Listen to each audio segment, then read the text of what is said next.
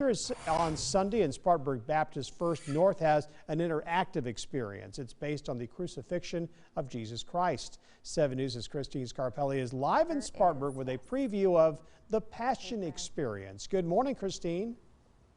It's amazing. Yeah, we've been walking you through it all morning, and there's 8 stops, so conveniently we do 8 of these interviews. Really, really neat. With Jonathan here. Jonathan Bright is a missions pastor, First North, with us this morning, as Fred said, and you can be with us today, 11 until all the way until 8 p.m. What will people see? So this is another stop here. This is actually called Oil and Spices, and this really deals with how Jesus' body was prepared after he died. And Scripture tells us that actually a lot of effort was given to properly bury him, even though it was technically on the Sabbath.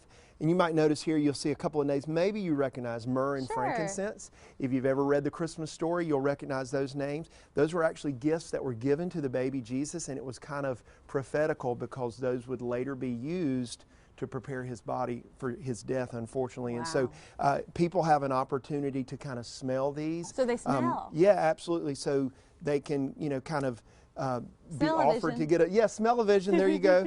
And it just gives them just another idea of like how someone's body would have been prepared in the old days. And they have an opportunity to touch what would be similar to what the burial clothes would be like. And so it's just very tactile. We want people to touch, to taste, to feel, to really experience some of what that last week of Jesus' life would have been like. So we'd love for them to be a part of it. It is moving and very powerful. And children able to experience. And we have a children's guide and an adult guide, audio narration, and tailored for the appropriate audiences so that they can understand it, but also very powerful and very moving. I think it's important to talk about as well, we're in the sanctuary here inside. They've done a great job with the hand sanitizer stations, masks an option as well.